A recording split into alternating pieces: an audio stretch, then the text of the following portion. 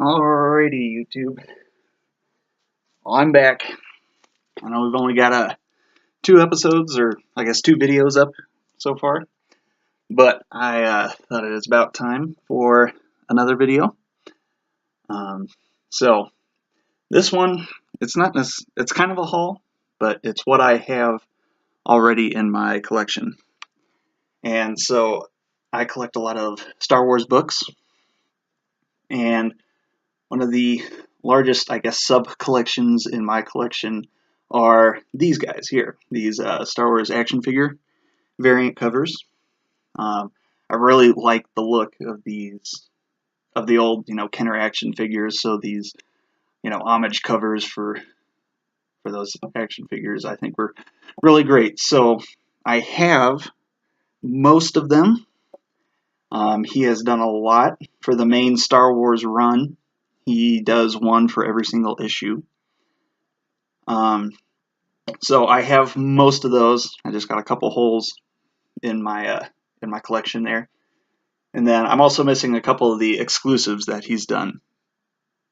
But otherwise, it's a mostly complete collection. So I thought I'd show it off. I might have to break it up into a couple videos because it's a lot of books. So I'll try to go in somewhat chronological order here. So start off. This is the one that started it all.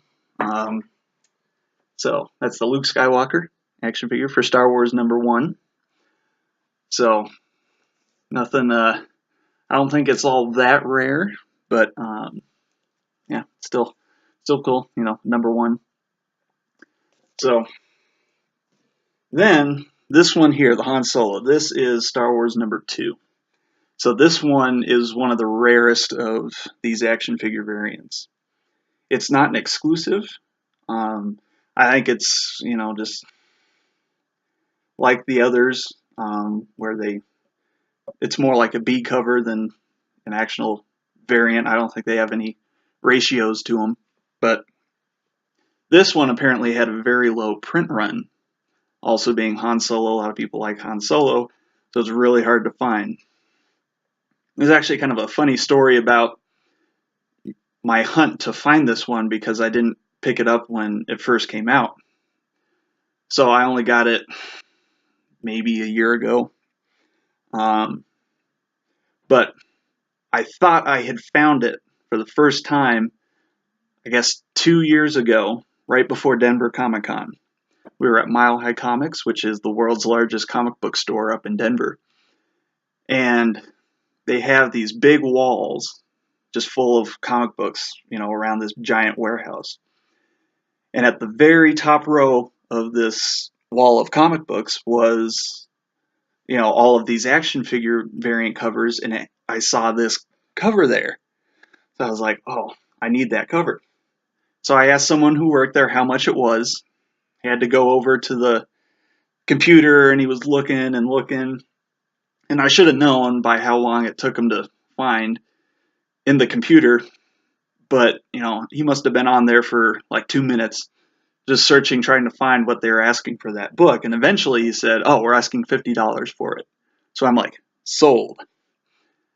So they get the ladder over and they climb all the way up to the top row. And he pulls it off and he looks at it, and then he looks down from the top of the ladder and he says, oh, this isn't the actual book. This is a piece of paper with the cover printed out on it, cut out, stuck in a bag and board, and hung up on the wall. So it wasn't the actual comic book. So I was really mad, but now I actually think it's kind of funny. So I still have only seen this book once out in the wild. I had to break down and get it on eBay for a pretty good price. But still, that's a really hard one to find, the Han Solo for Star Wars #2. The next on the list is Ben Kenobi for Star Wars #3. Again, nothing there. I think they bumped up how many they printed after the success of the Han Solo, so now the action figures are fairly easy to find if they're not an exclusive. Next up is Chewbacca for Star Wars #4. Again, you know, it's I don't think it's any ratio or anything like that. But next up, Star Wars number 5, C-3PO. He's done a couple C-3PO action figures that I'll probably get to here. Star Wars number 6. This is R2-D2, obviously. So it's got a little different than what he looks like in the movie, but still, I think, you know, it's really cool. Star Wars number 7 is the Stormtrooper. Now this one is one of his exclusives. I completely forgot about this one here. Both of the Boba Fett's are exclusives from his website. So the black and white one here is for Star Wars number 7. The color one here is for Star Wars number 4. The color one is much more difficult to find than the black and white one. I found that one for a really great price, the color one. This is another one just like the Han Solo. That's really hard to find out in the wild. This one, you know, I got for $30. It's pretty good price. So that's Star Wars number 4. This is Star Wars number 7. Star Wars number 8 is the Tusken Raider. Number 9 is the Star Destroyer Commander.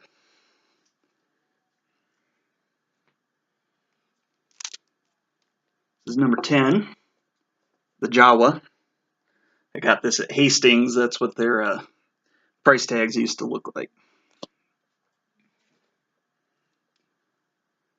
Star Wars number 11, Luke Skywalker X-Wing pilot. And again, you know, you can always find these for pretty cheap. I don't think, for most of these, you know, minus these two and the exclusives, for just the regular action figure variant, I think I've only paid, you know, a maximum of $5 for each of them. So they're not super valuable, but maybe as a whole collection, they might be worth a lot more. Star Wars number 12. Not that I'm ever going to sell them, but Rito there. Number 13, R5-D4.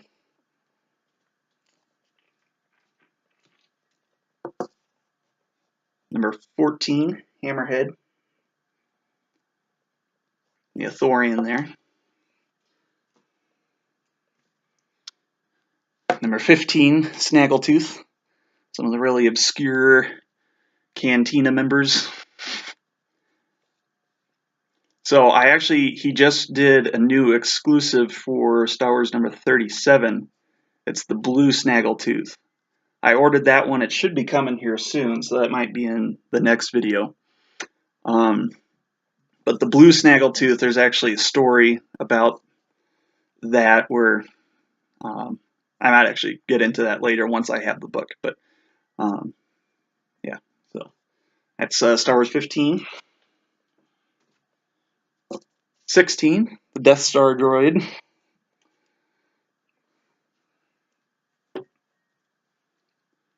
'17 is Walrus Man.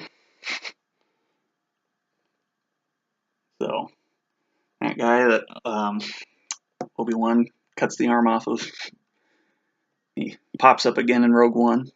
So that. 18, Gonk droid. They call it Power Droid, but Gonk droid. 19, Leia Organa in her Bespin gown. So I really like how he does Princess Leia here. One of my favorite Star Wars characters, Yoda. This is Star Wars number 20.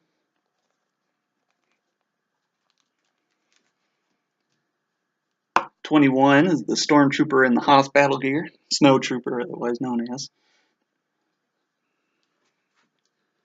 22, Dengar the Bounty Hunter.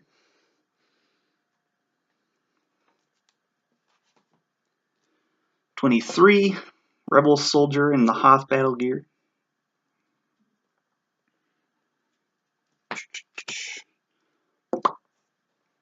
There's Lobot for Star Wars 24. Lando Calrissian's right-hand man. IG-88 for Star Wars 25. I really like IG-88. One of my first Star Wars novels I had was Tales of the Bounty Hunters. And I really like the IG-88 story in that, where, you know, it's a collection of short stories about IG-88, Boba Fett, Dengar, all those guys you see on Empire Strikes Back. So I was kind of happy to have this. Kind of obscure bounty hunter, but I really like him. 26, 2-1B, the medical droid. So that's Star Wars 26. Star Wars 27, R2-D2 with sensor scope. You know, it's ones like this where I kind of question, why am I bothering getting all of these? Because, you know, he does some of these where it's just, I don't know. You would never expect to see this, you know, on a cover, you know, where it's the same as the R2-D2, only he's got this little, you know, sensor sticking up out of his head. It's kind of funny. I don't know. All right.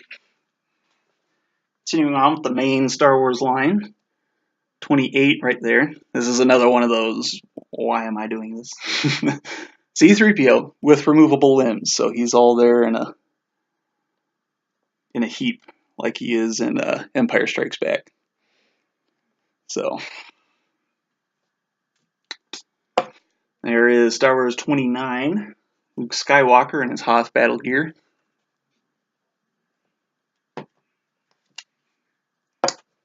Star Wars 30, the AT-AT Commander.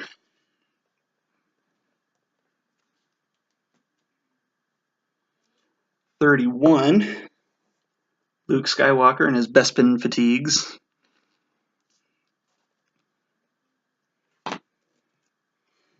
Another one of those, why am I doing this? 32, the FX7 medical droid. I would go so far as to say this is the only cover that this guy is on, or at least the star of. He might be in the background of a cover somewhere of some Star Wars book back in history. 33 is the Bespin security guard. Now, one of the ones I'm missing is Star Wars number 34, and that is Han Solo in his Hoth battle gear. There's kind of been some drama with the LCS, and so they're really behind on getting new comics. So they usually have the action figures, but you know, when Star Wars 34 came out, they were, you know, really behind, and so I've missed Star Wars 34. So we're going to jump from that one was 33, and we're going to jump to Star Wars 35, the Ugnaught.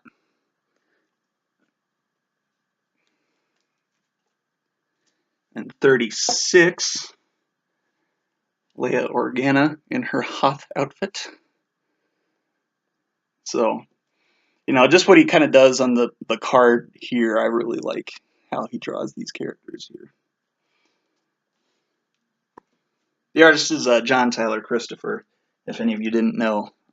So, then this one here, Rebel Commander, this is Star Wars 37. So this is the most recent one I got. Like I said, my shop's really far behind, so I think Star Wars 38 is out, but I missed that one. Star Wars 38, I believe, is the AT-AT driver. So I'll have to find that. I'm not worried about getting, you know, 34 and 38. You know, they should still be pretty cheap. They're not exclusives or anything like that. So anyway, so that's the end of the main Star Wars run here. So,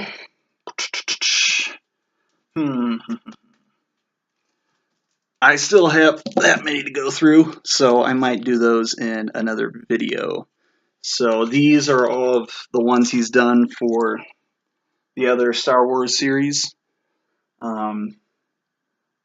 So yeah, I might break that up. This might be getting a little long, so they go pretty quick. I mean, like I said, I don't think there's any ratio to these. If he does an exclusive like Boba Fett here for his website, he's done some exclusives for stores as well. Those will usually be limited to a certain amount. I don't know how big the print run was for Boba Fett, but I know some of his most recent exclusives have been limited to 3,000 copies. Whereas these, they'll just print them out like nobody's business. So they're not super rare, but I really enjoy them. So I'm trying to collect all of them. Like I said, I'm just missing a couple of his exclusives from his website and from some of the stores that he's done these for. But they're all cheaper than these two were, so I'm not very worried about getting those. The rarest one of all of these is the black and white version of this Luke Skywalker action figure for Star Wars #1. So he did this one, and then he did the black and white version of this, I think, for C2E2. But the print run, from what I've found, is less than 500. And the cheapest one I could find on eBay was going for $1,000. So the black and white version of this one might be the only hole in the end that I have in this collection, because I do not have $1,000 to spend, and probably won't for some time now. So, yeah. So that's one of the holy grails, I guess, that I'm looking for, is the black and white of this one. So,